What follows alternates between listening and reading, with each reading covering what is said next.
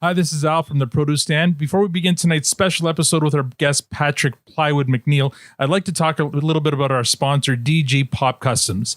If you don't know what a Funko Pop is, look it up. I'm not your Google. For the rest of you, though, check out Dennis Guggen's work. He creates custom Funko Pop characters of anyone you can think of. Some of my favorites of his include Eddie Van Halen, Mike Tyson, Eminem, the entire cast of Letterkenny, and you. That's right. You can have your own custom Funko Pop of yourself or someone you love or hate if that's your kink.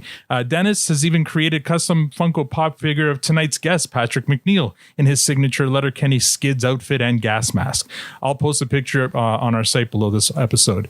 Check out Dennis's great work on Facebook or Instagram at DG Pop Customs. Drop him a line if you're interested in a custom Funko Pop of your own. And now let's start the episode. You're having some beers in the barn with your pals the other day. Welcome to the Produce Stand, a podcast paying tribute to the great Canadian show Letterkenny.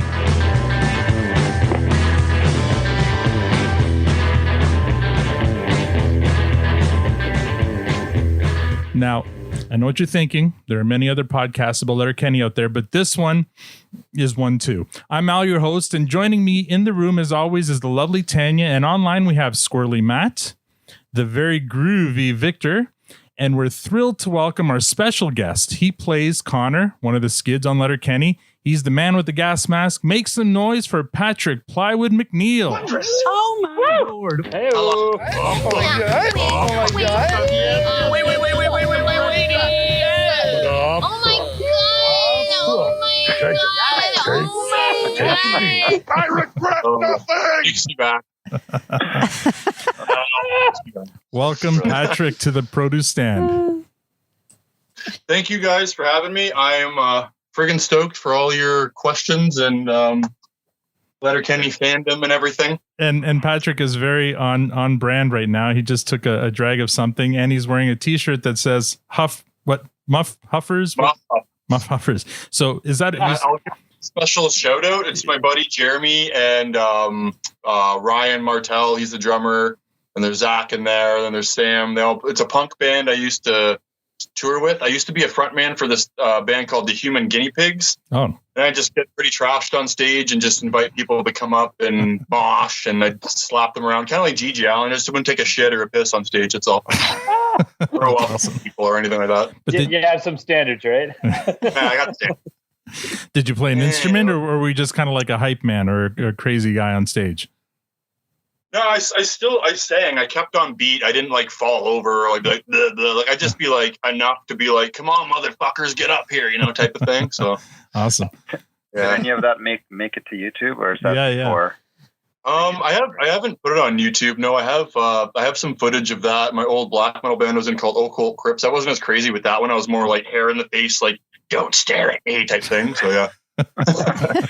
Evil and That's a fun point. That's awesome. Yeah. So Patrick, where are you calling or talking to us from right now? North Bay, Ontario, Canada. North Bay. Where you guys look? Oh, you're way the fuck up there, right? Yeah. Yeah. So it's cold here. It's like -12 out. Yikes. You got any snow yet? Nah, it was coming, but it's not staying on the ground. Where I don't want to. Snow skate like 3 times and get bored of it and want to go back to skateboarding. Yeah, we're kind of GTA. Tanya and I kind of north of GTA of Toronto, and Matt and Victor they're in Toronto. So yeah, we're. What's a lot of Toronto friends out there. Yeah, people I work with, hang out with. Yeah. Do you ever get out this way? Sometimes I go out for dailies for work, but not too often. I'm usually working in the north. Yeah. I was a geek grip for a bit, and then I just got some dailies, and I just been doing my Patreon and the Cameo stuff and all that just junk that I do and grind on, Yeah. The grip work, a lot of that in the GTA for sure. Oh yeah, it's fun too. I don't mind gripping, but like if you're not comfortable, then you don't focus on your job. You're just like, when's the wrap? Yeah. So what does a grip do? Okay, so a grip is a camera camera support and lighting manipulator. So like we're kind of hand in hand with the lighting department. Mm-hmm. So when they set a light, they're just like, here's the light. Now grips are going to make it all magical. So we go in there, we put like flags around it, which is called like putting siders up, put a top or a bottom. So we kind of cut the light, kind of focus it more on set or the actors where we want to focus it. Mm-hmm. And then when camera needs like, oh, we need a tripod lowered, or oh, we need some sandbags, or oh, some extra support for our tripod, then grips come in and do that. All right. So you do all the grunt work, all the muscle work. Learn all that before you get to like, oh, I'm in a trailer. Oh, I'll have my tea. Like, yeah. But on Letterkenny, you're the talent. So do you get a trailer at least on Letterkenny, or do you have to share it with the other skids? No, I get it. We all get a trailer. But what's funny is in the first seasons, they didn't know what to tell us because like people like us right in the show, mm-hmm. and people make memes about us and blah blah, and we're like considered background back then. And then we got opportunities to become an actress. So, of course, me and Danny were like, well, fuck, sign us up. So we got on there.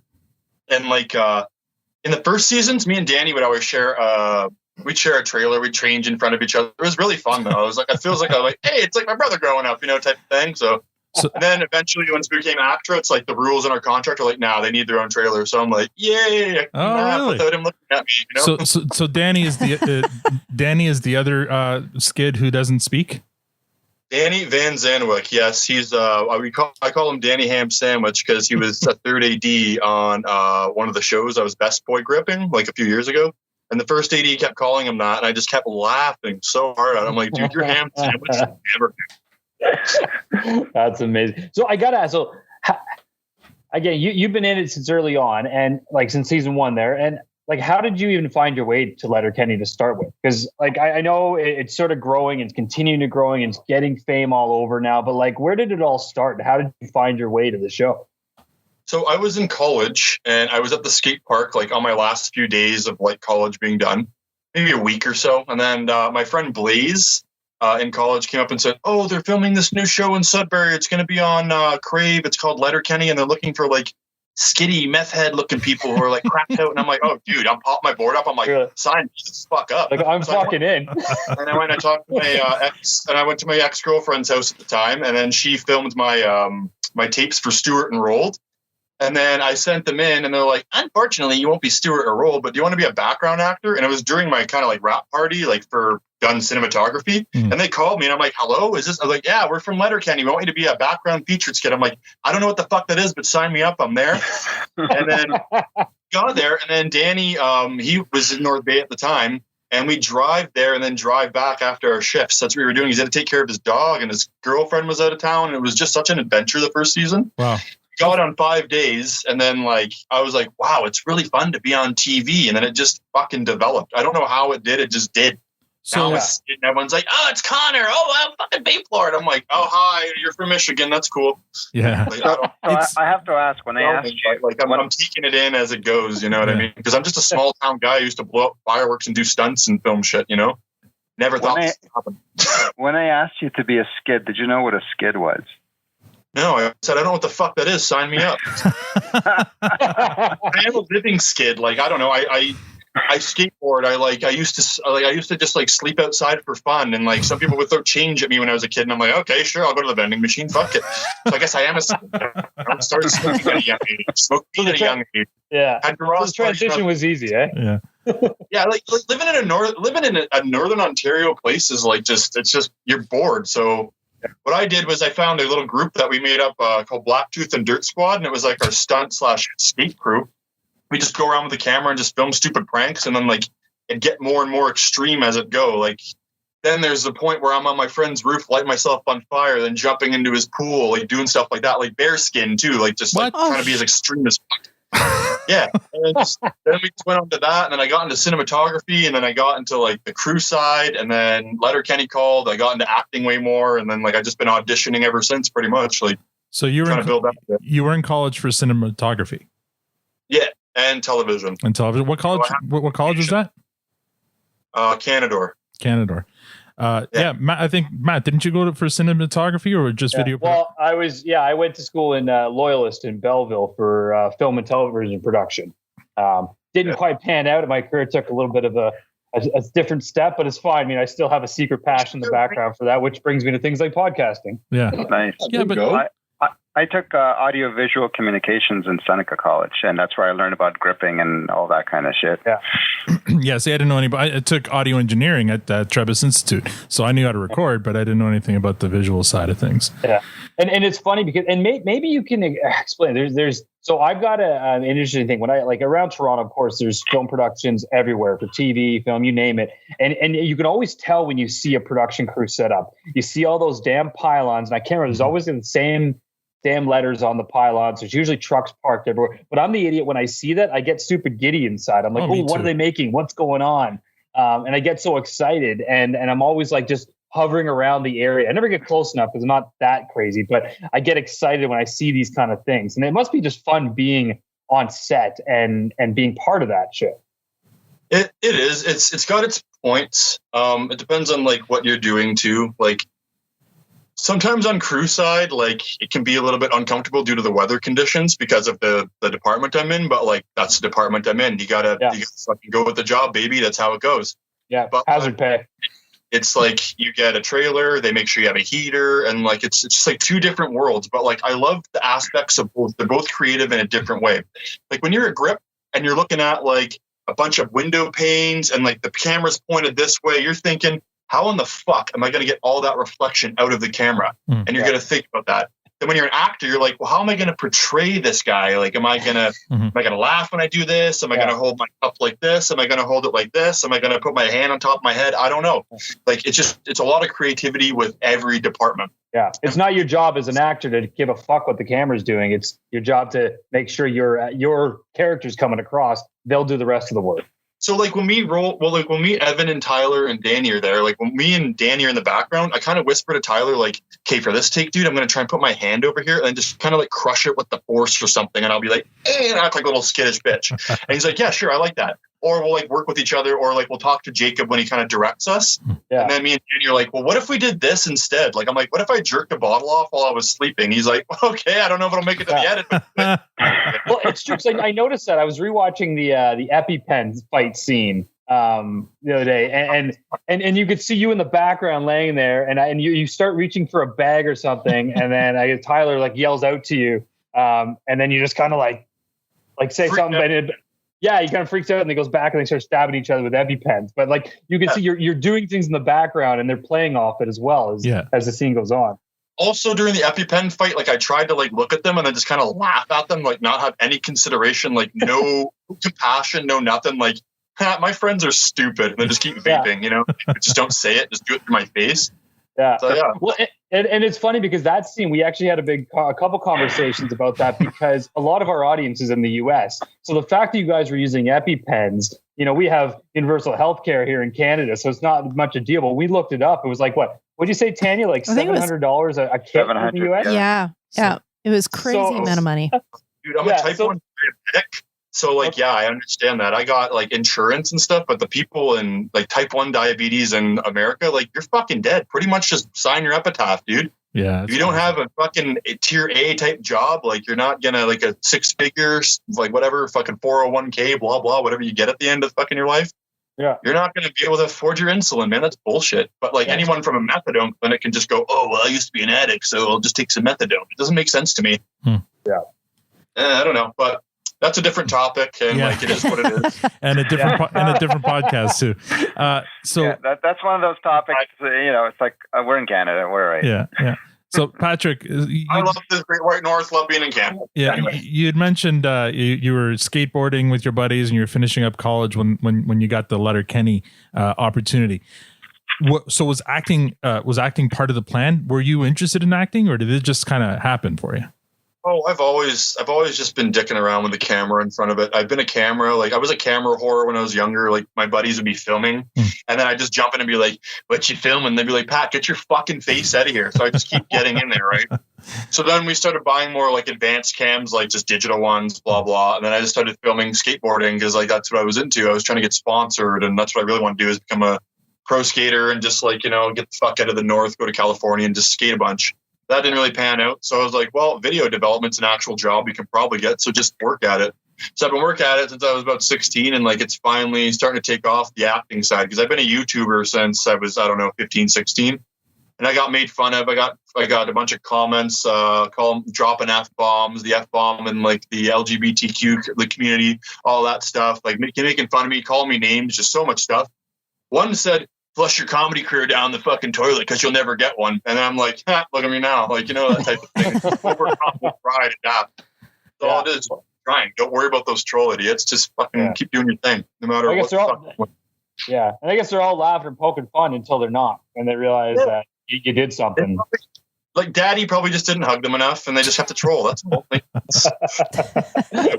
Mental health. Everyone should just go get everyone should go get some fucking help, but everyone thinks that my ego's so big that I don't need help, so that's why the world's fucked.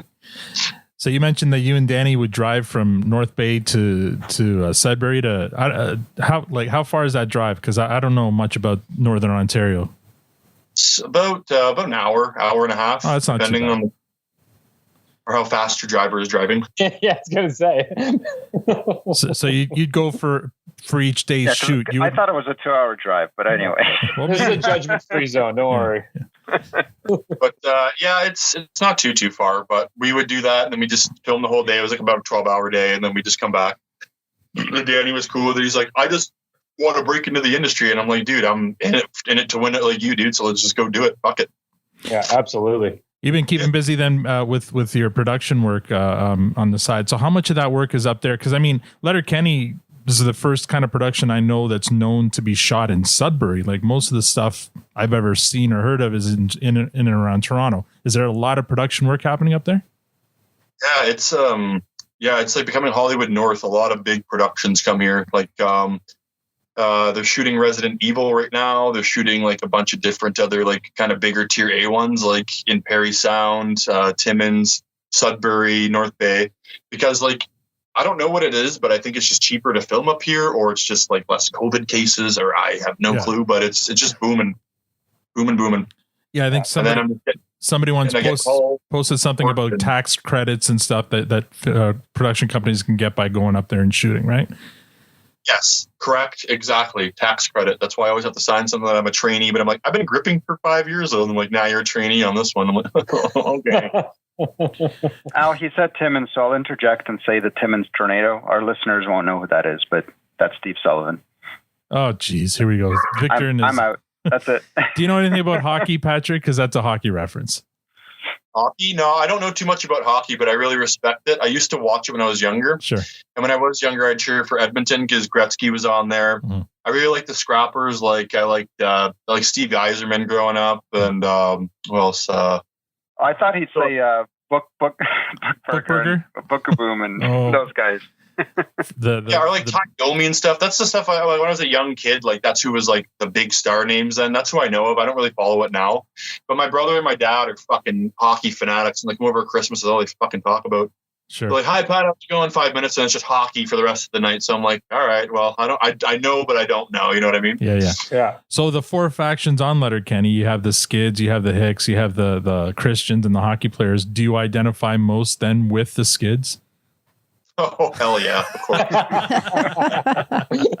I'm not a cyber goth or whatever, but like I can see that they're dedicated to the music, and I really like metal. So like metalheads are really dedicated to the music. Right. And I'm not like closed off with music. I like all types, but metal is just 80% of what I listen to. Mm-hmm.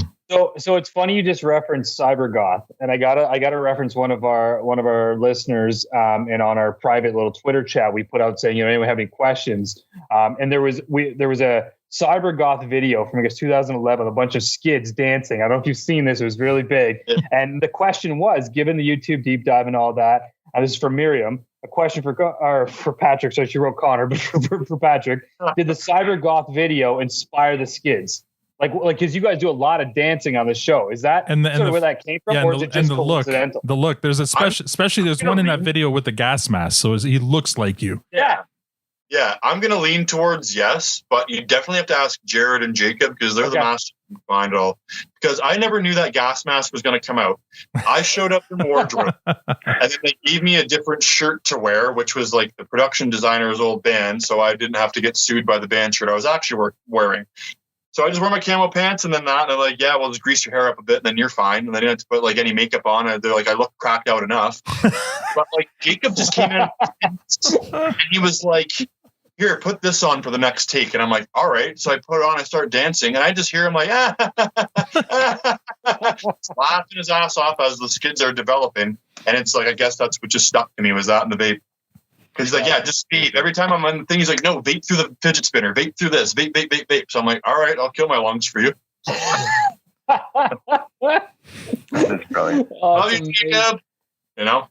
Yeah. And sorry, I got to jump the back to Al's question around the different factions, as you call them, the group. Is there any of that on set as well? Like, I mean, like, or is it or like what is sort of the vibe on set when you're amongst the different groups? Is it all just one big fun community? Like, you guys look like you have a fucking blast, and I have to believe that's what's happening. Dude, everyone is like a fucking sweetheart on that show. Like, cast, crew. It's even anyone that you used to see on crew is grumpy. You never see them grumpy. They're just so fucking happy. And then, like, I almost want to cry when every season's done because I'm like, oh man, then it's like it's gonna be so long till the next time, you know? Mm-hmm. Yeah. Well, it seems that way, but it's really not because it all comes like this. But like the cast, the crew, when I'm on my cast days, like I chill with the cast more because like I'm cast, but like when I'm crew, like I'll still talk to Tyler, I'll still talk to Evan, Michelle, or Jared or whatever. But like I don't want to distract them too much because they're in their zone. They got to do their thing, and then I got to go hook up power because I'm an electric too.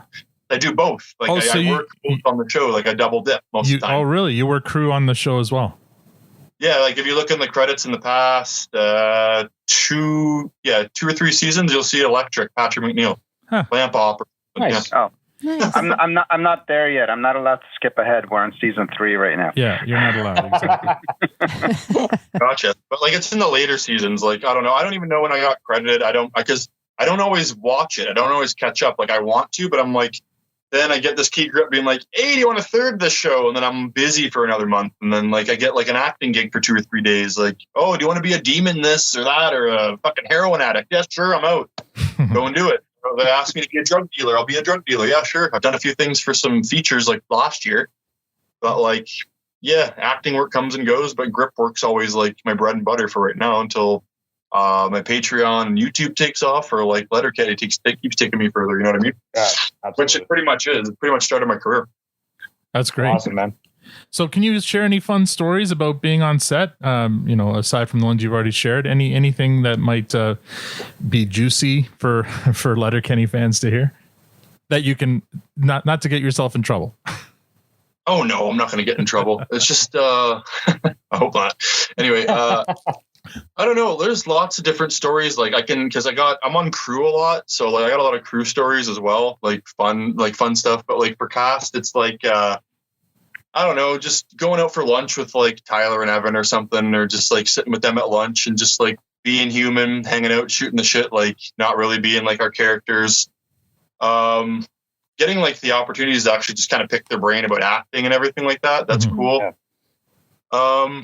Rap parties, like those were fun. Like there was a time I went to the bowling alley and I filmed a bunch of it, and it was just like, why are you filming? Are you gonna put this on fucking YouTube? I'm like, nah, I would never do that. It's just all my home movies, but like it's just, yeah, I like rap parties were always fun. There was one night where I had like, I think it was season 2 or 3. Like I just kept getting fed like cannabis edibles. I just wouldn't stop. I just kept eating them. I kept eating them and eating them and eating them. And then I was like, I was baked until probably, I don't know, Monday or Tuesday. Okay. So who's the hardest core partier on the cast, and why is it Kate Trevor Wilson?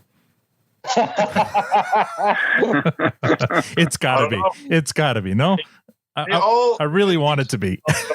They all got their own tolerance, I guess. But like, yeah, K-Trev he can pack a punch for sure. But he's still. I've never seen anyone like too fucked up or like, or they get all crazy or they get like the person that you never saw. Like everyone's always pretty like civil and just chilling. And I don't know. There's been some times he's done like mushrooms, but that's about it. And they kind of freak out and run away from the rap party, and I kind of laugh at them, but that's about it. Does he start putting S's on the other end of his words when he drinks? Yeah. Oh, no, I don't think so, no. Nah, he's only Squirrely Dan when the cameras roll. He's K-Trev, like, to the max when he's awesome. off. So on that note, Patrick, another one of our listeners, Steven, actually, he was asking, and I thought this was a good question, who on set or who amongst the characters is most like their character, and who is least like their character in real life?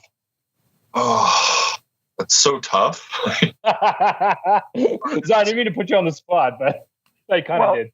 It sounds like you're very close to your character. I was probably gonna say that, but I didn't think of it. So yeah, there you answered it. Like, yeah, I am kind of skittish, so I'm close to it. But I don't know, like I don't know, Jared's really different from Wayne. He's more like he's really Canadian. I know that he's grown up in a small town like me. Mm-hmm. So I kind of understand why the Letterkenny, like how it is, like how there are groups, there's cliques, because there are cliques, and every fucking small town you go to and you see like the teenagers / the 20-year-olds, like 20s to like mid 20s, they're all like cliquey. They have like, oh, well, these ones are going to this garage party, or oh, well, I don't want to be over that one because these guys are over there. And like we all had different groups and we all did different things. You know what I mean? So that's what I think he really based Letterkenny off of. And like, I think it's because he grew up in Listowel, which is kind of like a way like I think Northernmore town. I don't know, but it's a rural town in Ontario. Yeah. It's narrow and sound. Yeah. How long does it take to shoot a typical season? About a month. 1 month for, well, it's a short seasons, I guess, 6 episodes. So it takes a month. Month and a half. Yeah. It's just, they're not really long days. Like most set days are like super, super long. Like they could be 12 to 16 hours, but Letterkenny is like so badass that they could just bang out like a 30-page day in like 9-10 hours. And it's fucking ridiculous. That's unheard of in the industry. Really? Yeah, it's unreal. And then there's one time we did bang off a 40-page day, and then Jared just looked at it and he's like, oh, 40 pages? Done. Throws it in the air, and then we were a wrap. Wow. Well, wait, what's 40 pages to an episode? Is that a full episode, or is that what's that? Like pages of script, or like a page of script is like a minute pretty much, or close to a minute, maybe a little bit less or more of screen time. So if you get 40 pages done in that, you got like 40 minutes of your movie / TV show, whatever you're fucking filming, like done. That's impressive. Very impressive. Like 2 episodes, pretty much. Yeah, like shot in a day. But it's all because it's heavy dialogue, and it's just pretty much like a wide, medium, then tights on everybody. You know what I mean? You notice that? Like it's not really like technically shot like, I don't know, Gossip Girl or something like that, or like something that's super lit, like a Hallmark movie or something like that. Mm-hmm, mm-hmm. Well, it's all super intentional. Like every shot is planned. You're right. It's simple and easy to execute, but it's all very intentional. And I think what you comment there was the fact that, you know, it's the dialogue is so heavy, and that's what I mean. The fact that you just told me you get through 40 pages in a day is pretty impressive, because we listen along and we're just blown away on some of the little rhythmic episodes they go through, whether it's Jared or it's pretty impressive. And you guys must is that like multiple takes, or are they hammering these things out like they're fucking nothing? It all depends on like how like all rhymey it is, how much it goes together. You know what I mean? Because when I watch some of it, it's so funny that I have to like put my fist in my mouth, I have to put my shirt over my face and turn around. And like, I know these guys, like I've known them for 5 years, right? And they know like that I'm not trying to stand in their eye line. They know that I'm just a fan or enjoy the show, because I'm on the show, but I'm also a fan. But like some of the stuff that they pull, or the dialogue that they pull off, I'm just like, how did they do that? Like, I don't know how they got it in like 2 takes. And then sometimes it's like 14, 15 it could take. I don't know. Because they're all trying to get on certain points. And it's like, you forgot that cue. And then they have to keep on. Because we try to shoot like 7 or 8 pages of that dialogue. That's 8. Like sometimes you see the Hicks hanging out, right? Mm-hmm. And then it's like 8 minutes of screen time with them at the produce stand, just banter back and forth. And that's and it's on the dolly. You just keep on going back and forth like this and that, this and that. And they have to keep that pace up every fucking take, even if they're just getting their close up. Yeah. Like Michelle will come out, like she'll put her robe on or whatever when she's like all cold or whatever, and she'll sit in her chair and she'll keep talking to like K-Trev while his close-ups up. Right. You know, like they all stay in the scene. They all try to stay so their eye line is the same. Like they try to keep it super professional and super like on point. That's what I love about this crew and cast. Now, are you always shooting the same episode on that day, or when you say 40 pages, could you be shooting multiple episodes in that day, like multiple scenes from different episodes? So what happens is it's not really linear. Like when you shoot things, I shoot things linear personally, because like sketches that's simple. That's baby shit to me, because I've been doing that forever. Yeah. Like sketches are easy. Mm-hmm. But when you're making a TV show, like it's actor availability. What do you like? When can you get like a rig for certain things? You might need like a board op for a certain day. So when they're shooting a night scene or the nightclub scenes or whatever, that might be on a different day than when they shoot the end nightclub scenes, or they might get a nightclub scene all in one day, so they don't have to like move back and go there because it's a massive lighting setup, or it's this or it's that. It's all the logistics of like how crew is going to work first, and then they kind of work around like, okay, so we'll shoot the basement days like this, like all linear, and then like we'll move over and then we'll shoot the Hicks for this one and that one because the weather's going to be perfect. It's magic hour, whatever. Mhm. A lot of technical things that come into it because it's all just timing, pretty much. You definitely need a continuity guy for that. Yeah. They have a script supervisor for that. Yeah. So, That's the role. So on the location thing, and this is, again, I'm going to reference one of our listener questions, and this is from Redbeard out east. I'm going to sort of change it a bit, but basically he's asking about Modines, right? So we have a Modines 1, a Modines 2. I mean, the question was essentially, what happened to Modines? Was it actually at a pub, or was there a set built? And I mean, this is not the first time we've seen this come up. What happened to Modines 1, and why did that whole Modines sort of thing change? So, I think in the first season, because I only was a skid, like when I'm crew, I kind of know more about like where they shot and like what's going on and everything because I'm like lighting off. But when I was just a skid, that was for season 1, which the first Modines was kind of, I think it was at it was across from where we shoot the dance scenes at the dollar store where the skids dance. Right. Okay. And it was like a little pub. Yeah, that's where we shot the first Modines. And the second one, I think, was in Nickel City, I think, up in Sudbury. And then because they can't always get it because they don't want to close their business down to shoot a film, which is like you might get your day like as a bar, like because they pay, I don't know how much they're going to pay, but usually like a location will get $1,000, $1,500 to shut down that the might bar, not be the regular day that a bar gets. Mhm. So they're like, nah, just build your own set. So that's what we did. And they bought a bar up in Chelmsford. I always get those mixed up. Both two small towns, both, whatever. But in Chelmsford, they bought a bar and then just kind of like made a Modines out of it. So we can always just shoot there. And that's And it's most, just not the only hassle is the train that's there. That's a train always fucks sound up. Oh, that's a place I'd like to be. yeah. Oh, boy. fucking Victor.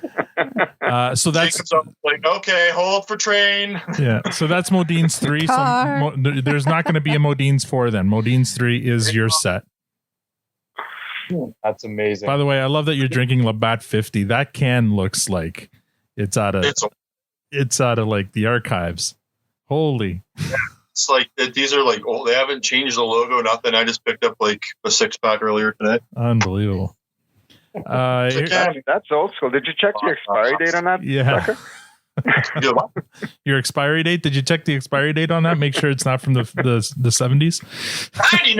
99. So on the beer. So I'm going to quickly segue in as another listener. So Steven was really curious of what you guys are all drinking when you're drinking puppers.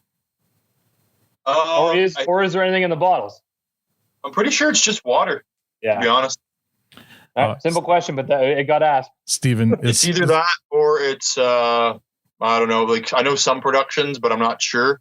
They use like Letterkenny beers, which is like the O'Doul's, man. That one there, no alcohol in it, but yeah. Steven's very disappointed to hear that it's probably just water. No. I think he's referenced maybe tea, so he can't be too disappointed. I just think, like it'd be fun if everyone was drinking and stuff like. But think about all the drinks you're taking, and then they'd just be like, for sure. Like they have so much beer in their system. It's like I don't think I can do scene 2, man. Like could work for or against you. Going back to the takes, the alphabet aerobic scenes is Jacob reading from a prompt, or does he have all that memorized?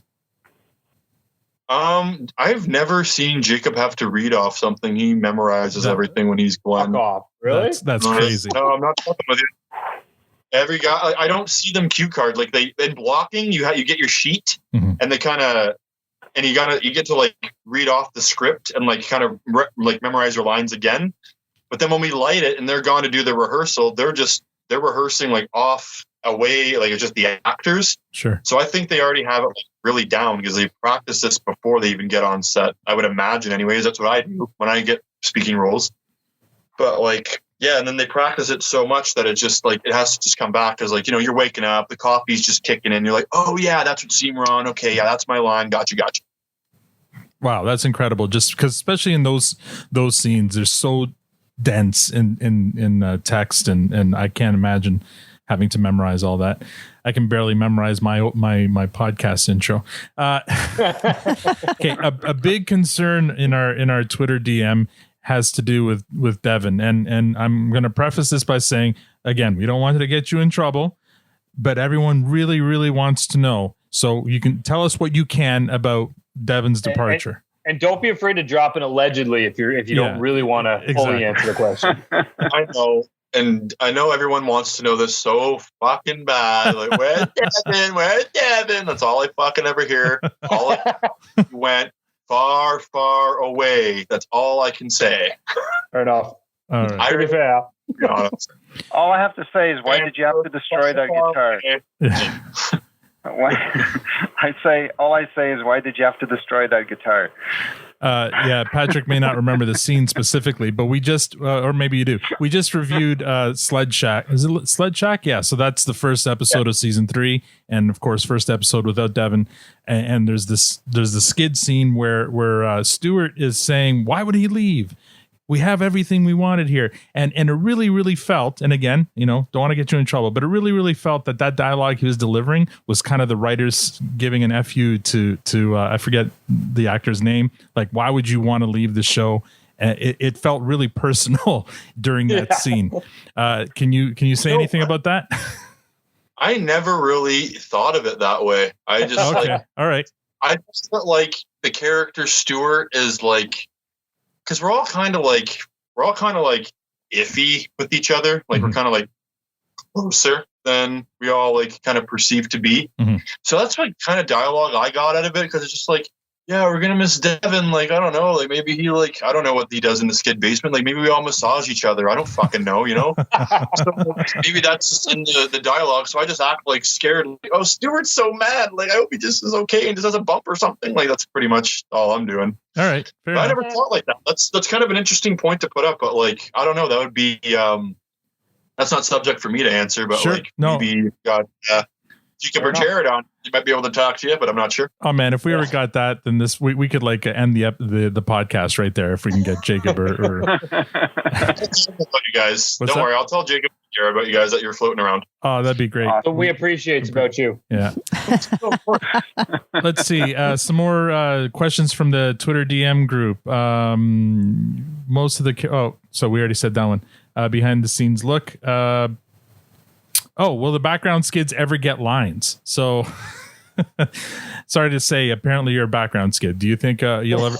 Will there ever be a scene like there is in a Jay and Silent Bob movie where at the end of maybe the last scene of the last episode of Letterkenny, where you step up to the camera and deliver like a very like long soliloquy and send us off?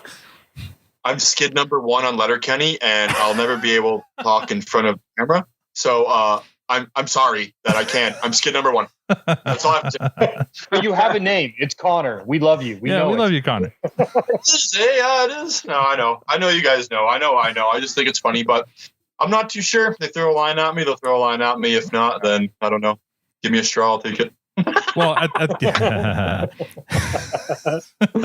Well, well done. Oh. At this point, did you have to audition? And in your audition, did you have to speak? Yes, I auditioned for Rolled and for Stuart, and we did the when Wayne comes out, the dialogue. This is what I auditioned for. The lines was when Wayne came out and he was on Grindr in the first season, and then we started chirping him. Like about the Bulbasaur and the Pokemon and all that stuff. Yeah. Like I had to say it as fast as I could, so I tried to. But like, yeah, and then they didn't give me obviously they didn't give me Rolled or Stewart. So they're like, you want to be a background skid? And then rest is history.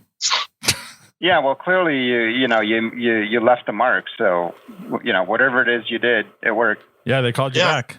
They still keep calling me to come on the show. That's awesome. Yeah. So we're back to my here. What do you know about? No, I'm going to skip that one. Okay, here we go. Let's go to post Letterkenny. When you're not working on Letterkenny, we hear that you work on production crews. What else do you do? So what are some of the projects you're working on right now?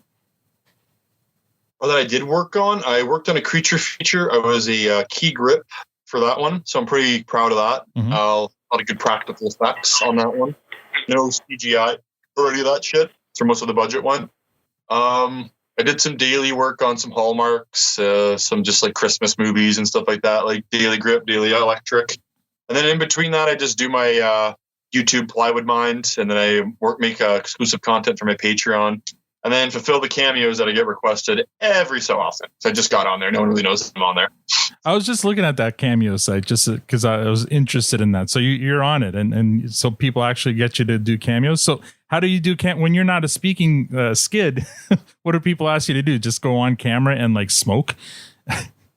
Yeah, they just asked me, like, can you just do something funny or say funny things? Or, like, can you give a super soft birthday shout out to so-and-so? Vape and I make big clouds. And I say, it's Connor from Letterkenny. Like, I say like that. And I just make my own voice on it because, like, I don't have a voice yet. So I don't know. Or I might not ever have a voice. So I'm not sure. Do you feel pressure that no one's heard your voice watching the show? And if ever you do get a speaking part? Or the writers should have pressure on them, like, whenever you do say something, it's got to be something like profound, right? Yeah, but like, I don't know, if you want to hear me talk, watch my YouTube. Like, yeah, no.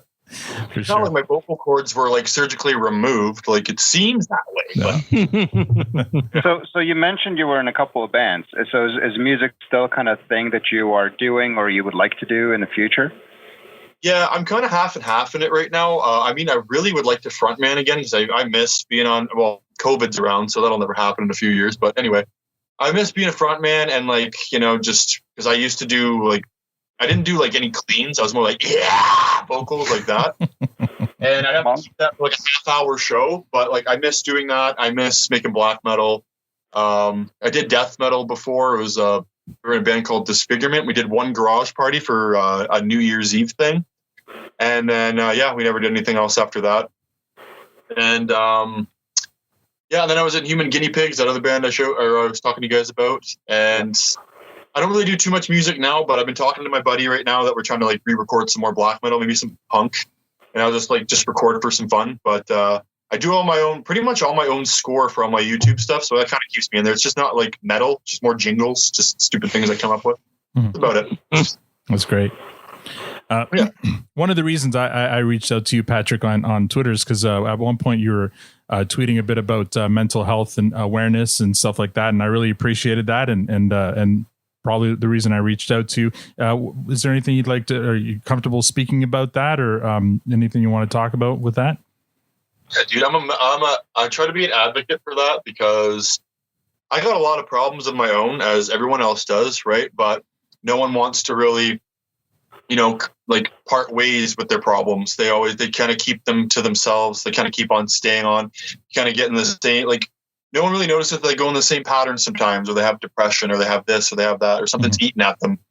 And you're like afraid to go talk to someone. It's like, don't be fucking afraid to talk to somebody. It doesn't matter if you're a man, you're a woman, you're transsexual, you're gay, you're lesbian. I don't give a fuck who you are. You fucking matter.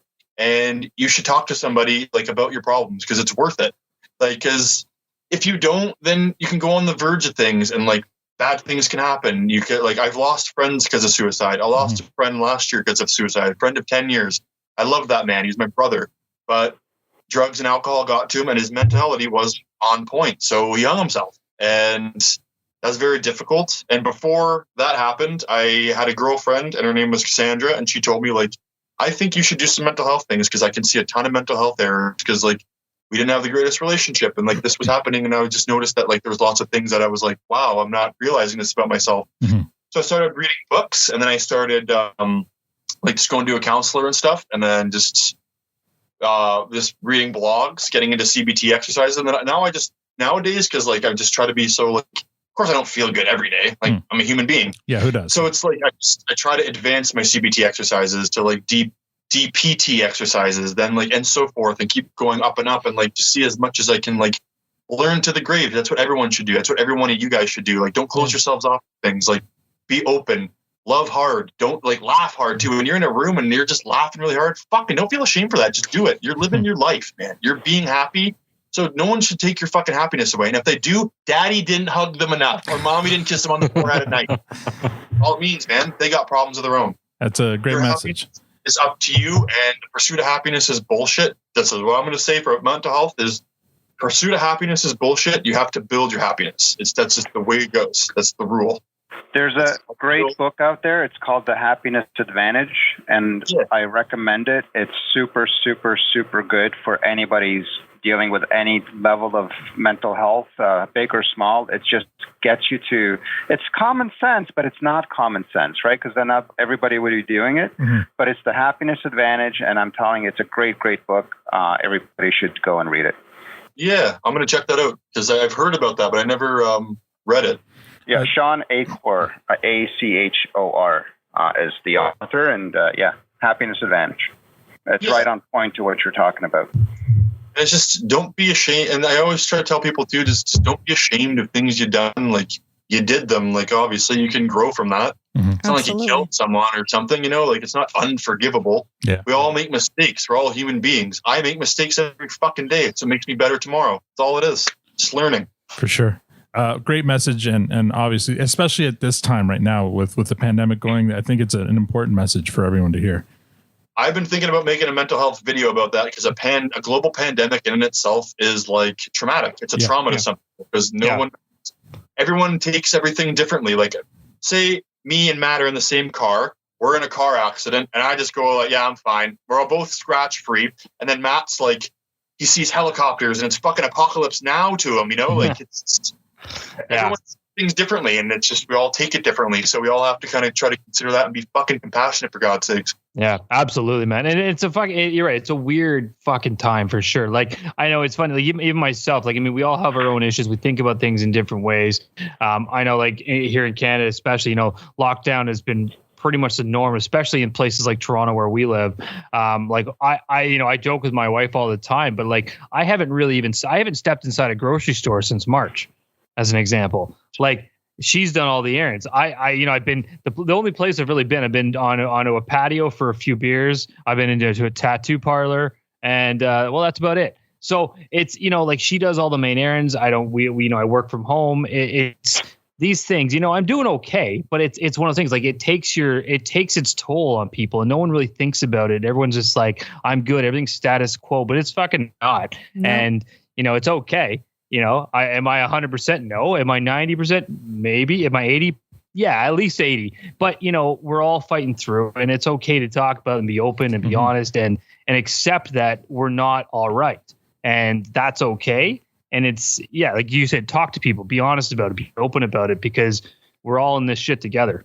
That's the beginning is like, I'm not okay, but I will be. That's the beginning of mental health, pretty much. Yeah. And recognizing it. Like I know myself when, all the stuff with COVID and the kids coming home, and now I'm a teacher, I'm a mom, I'm trying to work full time on top of everything else. And, everything just keeps on piling and piling, and you go into the stores and how scary everything is with masks and gloves and the fear of not knowing how bad it was all going to be. It got to me. Like I had a big meltdown when somebody tried to approach me just picking up my glasses, my prescription. And it's like things just, when everything starts piling on top of you and things start getting really hard, you need to recognize it. And then that's when, you try to get help before the explosion happens, but definitely get help no matter when. Yeah, exactly. And we all have different aspects of fear too. Like my fear of things is different from all your guys'. Is like a global pandemic might really fucking scare people. Like that might be a really like the germaphobes are probably having a fucking field day. I'm not even lying to you.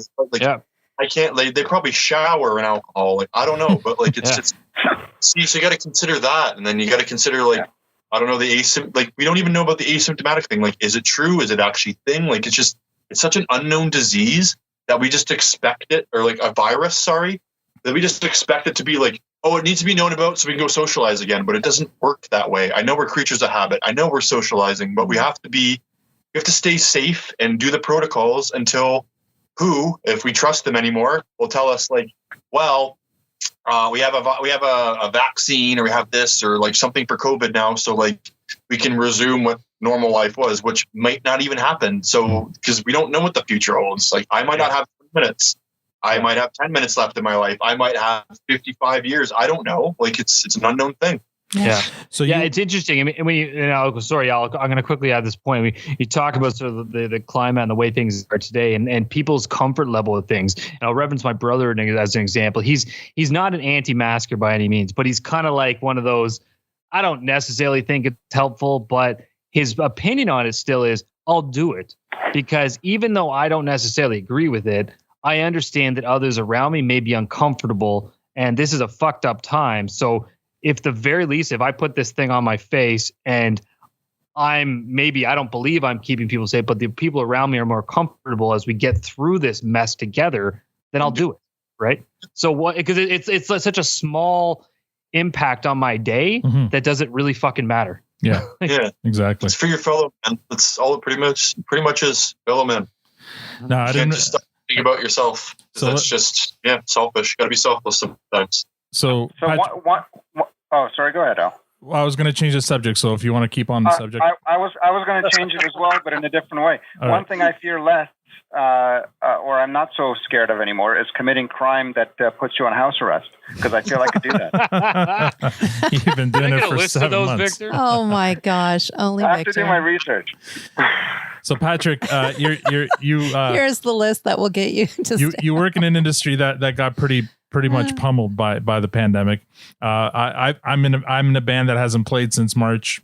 You know, in inside a venue, we've played outdoors. You work in TV and film. How's it affected you this year so far? Oh, it got hit hard at the start, but now because production, because there's so much money on the line, and production's just, we got to keep making content, because they make stuff for Netflix here, Crave TV, all those big streaming sites. So they thought of a plan, which is just follow the protocols. You got to get tested before you go on set. You have to bring in your test and everything. And then you have to get constantly tested, during set. It all depends on the production, how serious they're taking it. Mm-hmm. But when I was key gripping that show, we all stayed at it was the motels. What was it? Yeah. Motels. No, was it? Super 8 Motel. Mm-hmm. I was thinking of Motel 6 and Super 8. Getting all my numbers mixed up. But anyways, it was Super 8 Motel, and we just used the whole motel, and it was only cast and crew that stayed there for the whole shoot. So we were all tested before we got there, and then it was all just well, it can't come here unless there's people that aren't from set here. Right. So that was a strategy that you could do, because we shot the whole movie pretty much in the hotel with just sets. That's it. Wow. Yeah. And you can do that if you have the budget, and if you just plan things out right, you can make it happen. But it's all just in how you plan it, and all in who's the production team and how strong they want to make their COVID rules. And it only really started coming back up a little bit after August, August, September. That's when I started hearing work was starting to come back again. Okay. And it's because we're in the north. It's kind of less cases, but they're starting to go back up now. So we might have to close down again for a little bit. I'm not sure. But So even we'll see in the future. even where you are, they might shut you down. Yeah, because we're part of Ontario and we're all trying to do our part. So they might have to, just because a lot of productions come from Toronto, right? Some are planning to get shot there. And they're well, we're going to go to North Bay instead. But it's just still you're bringing more people from Toronto here who might have COVID. Mm-hmm. Or maybe they're not getting tested for set because it's a non-union show. I don't know. I don't know all the rules for certain shows. Sure. It's all different. It's contract work, right? Mm-hmm. But you're keeping busy then. Mm-hmm. That's always good to hear. Even if I'm not working on set, I'm gonna make content, or I'm just gonna collect money from the government till I can make my own money. Is there a plan or schedule yet for shooting for the next season? I know you can't talk about season 9, and everyone's on pins and needles waiting for whenever season 9's coming out. But what about beyond that? Is there a plan yet? How far advanced do they let you know we want you to come back? It all depends. I don't know. During this COVID thing, it's been kind of fucked up. So I'm still just standing by on what's going on. I'm very sure Letterkenny's not dead because of how big it is, but it's just, we're just standing by. That's all it is. Yeah. That's all I really can say. It's funny, our audience, you're familiar, I think, with the How Are You Now pod. They they started doing this a couple of years ago, so they had a head start on us, and now we're doing it, and we're building our audience. But what we're finding, because of when we started, our Canadian audience is still okay, but our our American audience is massive and dwarfs all other countries. And then we got a bunch of people in Australia who are catching on to it. Some, so it's starting to make its way across the planet, but Americans are still just starting to, and it's a big market down there. Right. So, I think there's legs. I think the Letterkenny has some legs. So I'm not sure what the deal is. I think the Hulu deal was only until season 9 or was that? What deal are you talking about now? Hulu. When Hulu picked up Letterkenny, it was for 3 years, right? And I think that runs through season 9. I'm not too sure about that. Like, I'm not too sure about like when they renew for like streaming sites because I don't know too much about that stuff. Yeah, I know what happens during production, like a little bit after, but I'm not sure like their shooting schedules or the dates that they're going to have because like I'm not like one of the big ones, I act on the show and I'm crew, but I'm not like right at the top. Yeah. So, well, and I mean, I know Jared Kiso has been quoted in interviews saying that he'll do this as long as they let him. So I guess it all depends on Hulu and Crave whether they pick Letterkenny up. Yeah. On that note, Patrick, just a really quick question. I mean, like, again, you guys are seasons into this thing. It's like Al just pointed out, our demographic right now is huge in the US. We're in Australia. We've hit some people in Norway. Like it's hitting other places like India. What is in India? France. What is the vibe? Like, I mean, it's whether you're the Jerry Kiso or the Connor role of the show, like what is the sense? I mean, we have shows like Trailer Park Boys and other big sort of cult Canadian shows. Knowing that your show and you're being even a part of the show in any way, like what does that mean to you? Like in terms of, just what does that mean to you? I'm just very grateful and very humble that Jacob Tierney thought that I looked enough like a meth head to be on his show. So when I got on there, I didn't know it was going to take off. I just thought it was going to be some cable TV show, and then it started taking off. And I'm nothing but grateful and humble. And like, I thank my lucky stars every goddamn day that I have my eyes open. And I'm like, it's on my grateful list is like, I'm grateful to have my career started that I've wanted to start it because I've been working pretty much 15 years at this and I've been getting paid for it only 4 years professionally. Yeah. Right. So it's it's a tough industry, man. It's a tough fucking industry. It is. It's very hard to get your foot in the door. And I'm very happy that at least like during these bad times, people watching Letterkenny can put a little smile on their face and they can actually have like a little bit of like happiness in the gray world that we're kind of living in right now. Yeah. You know what I mean? So I'm just thankful that like I can make people smile, make them laugh. That's why I try to create content. And I do have some diehard fans of my content, which is very, very a little overwhelming and surreal to me, but I'm very humble and grateful over it. Yeah. But they say, like, I really like this character. I really like that character and everything. And I've been working on these characters for years. And I'm like, wow, someone I have no fucking clue at all. I have no clue who the hell they are, likes that character. It's not my friend or my girlfriend or my mom being like, I'm your number one fan type thing anymore. It's like actually different people. Yeah. It's a rando stranger is paying attention. Even if it makes a slightest smile to their face, it's worth it. I don't give a fuck if it's 1 smile, 1 million smiles, man. I'm doing this content creation because it's my passion. And I just really like making people laugh. And I found that, like, not to sound like an arrogant prick, that I do have a little bit of a gift over it because I do, when I come into conversations, I know I'm a very animated person. I know I'm kind of off the wall, over here, like over there. You know what I mean? So I kind of make people laugh. Or I'll throw them right off and they're like, that guy's fucked. And it's just like, yeah, okay. Whatever you want. That's awesome. Take it and leave it. All right, Patrick. Too much about it. We're going to finish it off with some speed questions. We're going to really get to know you. And so these are designed for you to just answer them off the top of your head. Don't even think about it. You ready? Try to. All right, here we go. Coffee or tea? Coffee. Tim's or Starbucks? Tim's. Good Canadian boy. Cats or dogs? Both. Oh, good. If your life was made into a movie, who would play you? Jason Momoa. That's right on. Why not? Why not? That's a good answer. The tattoos and the muscles, apparently. That's what I've heard. Oh, dude, that made my day. Awesome.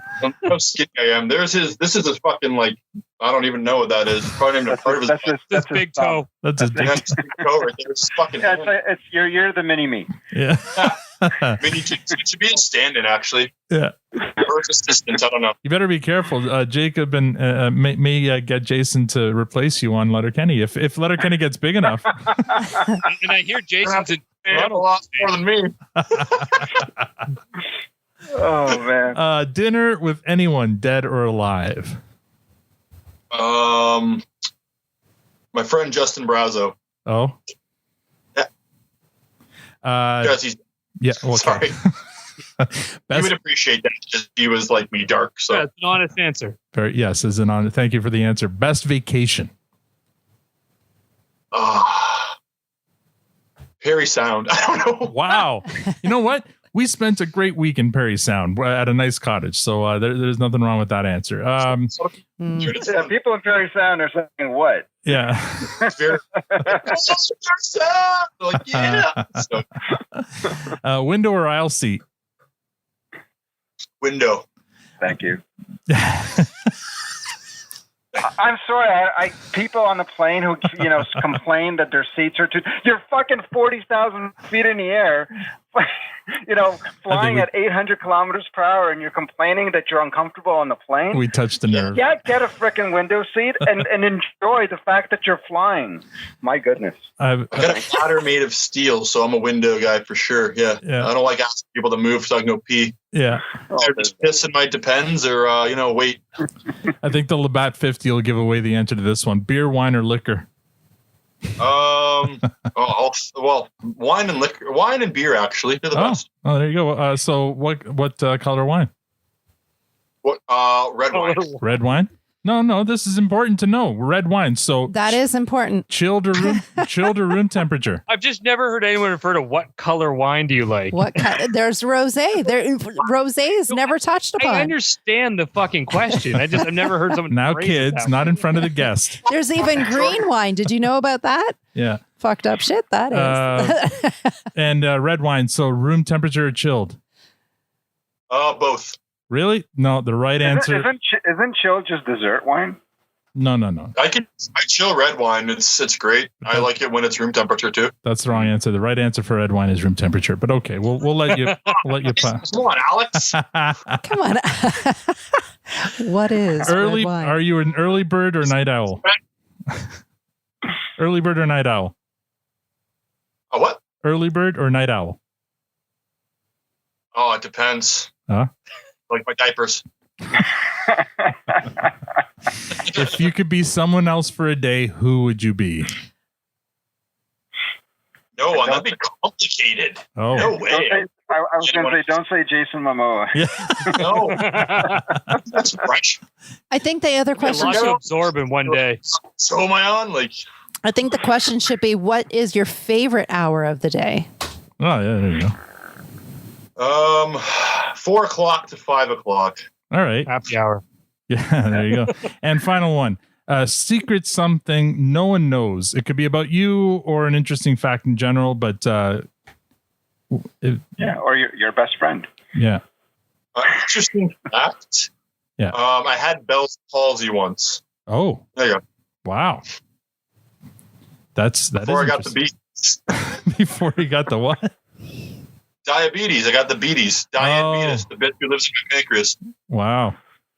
All right. Well, Patrick, is there anything else you'd like to share before we sign off? I just want to thank all of you guys for having me on. It's been a blast. You all seem like down-to-earth people. I'm very grateful and humble to be on Letterkenny. I'm grateful and humble for them to even have me on the show, and I'm still on it as we speak.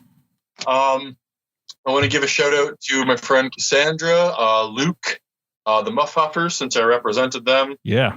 And my buddy Peter Klein and Justin Tonight. And if you guys want to check out my absurd comedy, go on YouTube, type in Plywood Mind. And if you really like it, go subscribe to my Patreon. And I have a bunch of different exclusive stuff with like different characters that I play. And it's not for everyone, but maybe you might like it. Come shop around, check it out like a record shop. I don't know.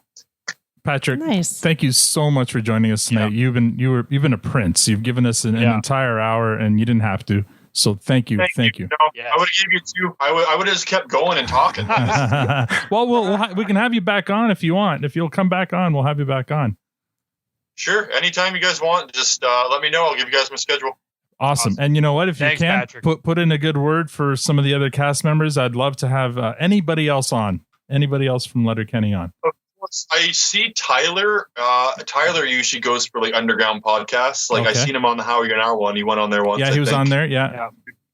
So try to hound him, or I'll give him a text and be like, "Hey, the produce stand is like they're asking for more cast members. You should go on, motherfucker." And he'll be like, "Yeah, sure, why not?" That would be amazing. Awesome. We'd appreciate that about you. Yeah, we do No problem. appreciate that. Send him a text. Try. He's probably listening to this right now. I don't know. Oh, that'd be great. Once. And that's all we have for this episode. Later this week, we'll have our regular Thirsty Thursday episode where we'll recap and review episode 2 of season 3, Puck Bunny. Also, don't forget to give our sponsor, DG Pop Customs, some love. You can follow him on Facebook and Instagram at DG Pop Customs. On Twitter, he's Dennis Guggen, and he's a really good guy. Please rate us on iTunes if you like the show. Follow us on Twitter at ProduceStandPod. We also invite you to visit our website, ProduceStandPop.com. Thank you on behalf of Patrick, Matt, Victor, Tanya, and myself. I'm running out of music. Have a great night.